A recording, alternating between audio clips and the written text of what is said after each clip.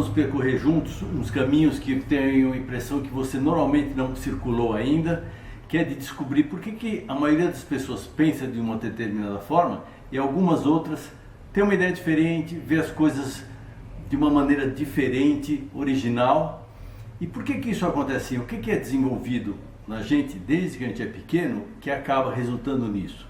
Então é um caminho interessante que a gente vai procurar explicar por que essa diferença das pessoas e ajudar a abrir um pouco mais a cabeça. Eu vou querer aqui comentar, vou ter a ousadia de comentar diferentes atividades que as pessoas criativas fazem em diferentes campos, arquitetura, fotografia, na arte, na música, literatura, e as coisas diferentes que elas fazem. Por que é diferente? O que tem ali que torna uma abordagem comum, uma abordagem criativa, mais interessante? Boa primeira aula e o nosso vídeo começa agora.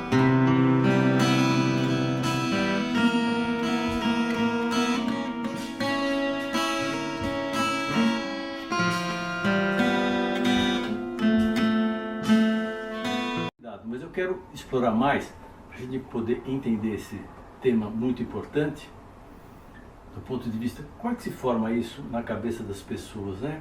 Por que as coisas acontecem dessa forma? Umas são mais criativas e outras não. Eu vou usar a definição mais popular, que é bem interessante.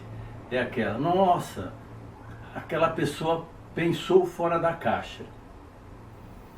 Vocês sabem que a sabedoria popular é muito rica, né? Ela é muito profunda. Então eu vou querer explorar exatamente o conceito de criatividade e aí já vou desenvolvendo uma série de questões que nós vamos resolvendo juntos. E essa vai ser a nossa primeira parte, né? Que eu acho que talvez seja mais importante, é fixar bem, afinal, o que é a criatividade, como é que ela funciona? Por que pode funcionar para alguns e não para outros? Será que pode funcionar para todo mundo? É isso que nós vamos ver. Vamos perguntar, estudar e pensar um pouquinho nisso? A primeira delas foi, tem coisa dentro e fora da caixa, então. Como é que essas coisas foram colocadas dentro da caixa de cada pessoa? Quem colocou dentro da caixa? Então, tem várias caixas. E elas foram preenchidas ao longo do tempo. Vamos falar sobre isso daí, aproveitando esta simbologia. Você desenha ali e está ali. A pessoa vem e fala, é um lápis e uma borracha, entendi. Ou você pode fazer algum tipo de colocação na folha, no contexto da sua mensagem, né? Que já transmite alguma coisa, instiga, provoca uma reflexão, né? Passa alguma mensagem além do desenho. Nossa mão, vamos agregar a mão outra coisa, um texto. Não tem nada a ver com desenho, você agrega isso e lhe dá um outro significado. Ele emite uma mensagem muito forte que é derivada do desenho associado ao texto. E aqui? Não, a criança vai vivendo e vai capturando as coisas, né, por observação. Isso é comum de ser usado em muitos contextos, né? A criança aprende observando o bom e o mal. Então vamos pensar, tanto faz numa família primitiva, numa família medieval, numa família moderna. Na sua casa, você criança, você ia à mesa, comer com os pais, sentava o pai, a mãe e você ficava esperando ela dar comida. E aí você observava, ou faltou o leite. A mãe levantava e ia para uma certa gaveta, puxava a gaveta, um armário. O nobre contratava o pintor para fazer um retrato deles. Ele era o centro da figura, era a coisa mais importante, e o fundo era uma consequência, porque tinha um mobiliário ou nada, né? O centro era quem pagava a obra. Esse aqui é um de Leonardo, né? Agora, o que tem de tão diferente, tão revolucionário nesta figura aqui muito conhecida? Vamos estudar, vamos olhar isso aqui mais de perto. Primeiro que não é uma nobre, é uma pessoa comum do povo, né? Não é uma princesa, nem uma condessa, nada. Mas não é ela que é o principal, apesar de bem pintada. O que chama mais atenção, chamou, é o... E falando das crianças, né, que começam já essa imersão no mundo, vendo muitos pais, o rosto dos pais. E o que eles viam lá? Vamos dar uma olhada? Então, o que a nossa criança vê quando olha o rosto dos pais? A ponto de até ficarem familiares. Então, ela vê o rosto, os olhos, nariz,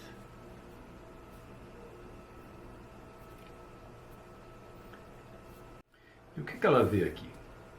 Ela vê que a proporção da altura da cabeça para a altura dos olhos até o queixo é exatamente igual à proporção da altura da cabeça até a boca, que é exatamente igual do nariz. Como pode? Pois é, como é que pode isso, né? Mas vamos olhar o corpo humano também.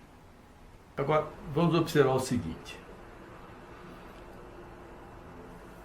A altura do nosso personagem aqui. Você vai observar o seguinte.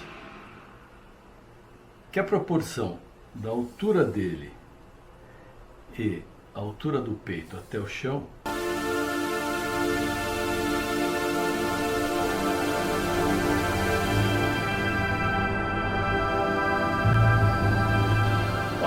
voltamos para a aula número 2, depois de a gente ter visto como é que começa a funcionar a formação das caixas da gente, mesmo que uma é diferente da outra, e nós vamos aprofundar muito mais agora. Mas o que acontece com isso?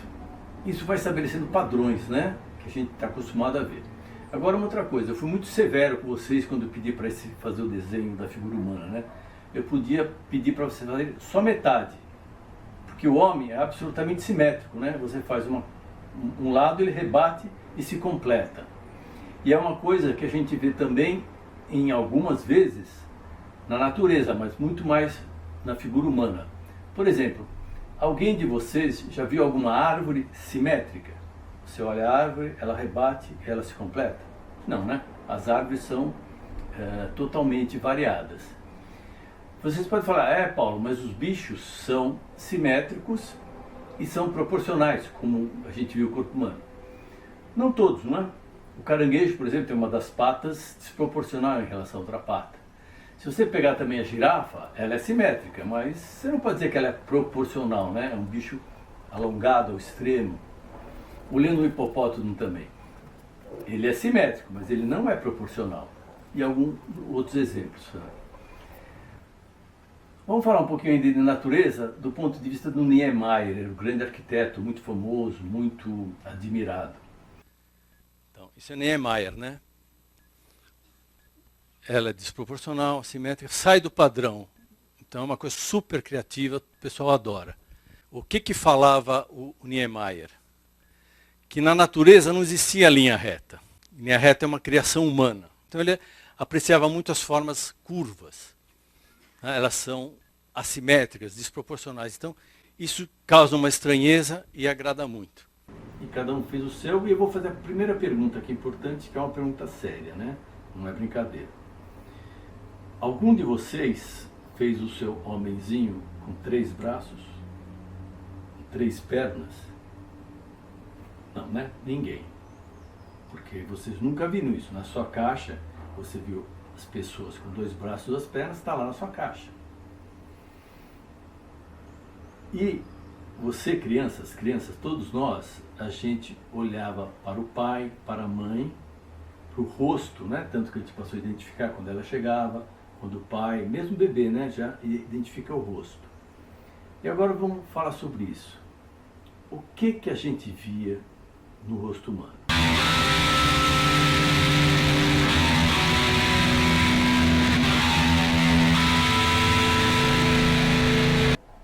Quer dizer, a gente se acostuma a ver isso, a criança costuma se ver aquele tipo de rosto, aquela dimensionalidade, e aquilo vai entrando na caixa. E aí quando a gente vai, como vocês fizeram, como a gente fez aqui, refletir, a gente reflete o que vê, e vê essas proporções. Isso a gente vê em todas as coisas à nossa volta, porque as coisas que a gente convive, eles têm que se adaptar a estas proporções. Uma cadeira, os objetos que a gente usa, os produtos que a gente consome, a casa da gente. Se vocês, acabando a aula, saírem do ambiente onde vocês estão, vocês vão passar por uma porta. Você já reparou como é a sua porta? Vamos lá. Ela tem a dimensão dela, a altura, né? Tem a porta propriamente dita, que vai abrir e fechar. Vou fazer aqui rapidamente.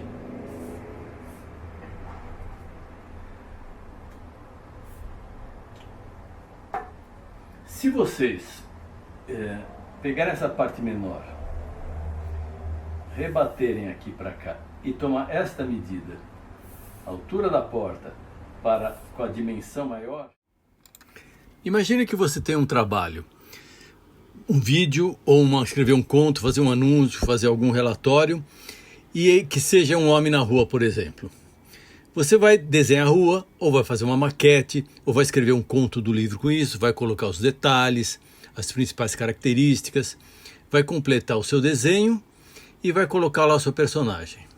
Pronto. Não ficou nada criativo. A maioria das pessoas vão ter essa mesma visão espacial, porque elas têm uma determinada altura, têm os olhos ali que daquela posição vão enxergar o mundo. Mas se o ponto de vista fosse outro, o da calçada, a guia da calçada, a pedra da guia da calçada, por exemplo, já ia ser diferente. Ela tem uma visão de baixo para cima do seu personagem, ele vai sugerir uma abordagem diferente para contar a história e já fica alguma coisa mais original. Mas pode melhorar. E se o ponto de vista fosse o da boca de lobo, que tem na base da guia da rua, ele tem uma visão horizontal da rua e vai também ver de baixo para cima o seu personagem, já é diferente. Da mesma forma, os produtos que a gente convive, por exemplo, isto aqui,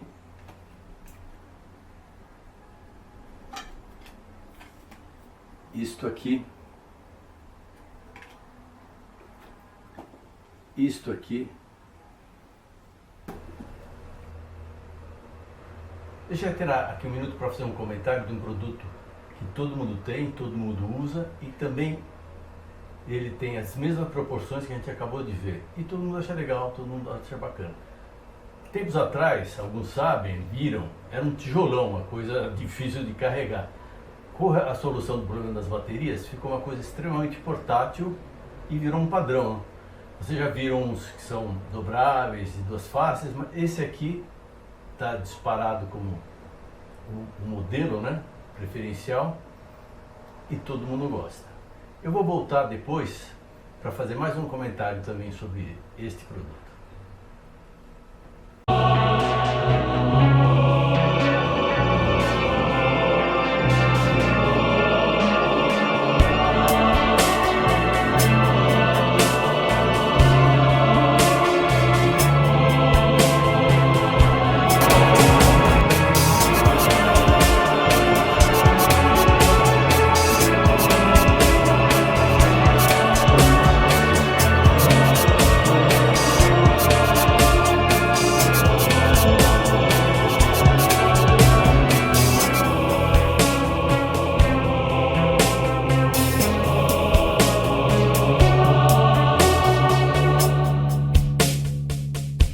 Lembre que todas as pessoas sempre têm uma primeira impressão de algo que vem, mas essa é apenas uma delas. Seja diferente.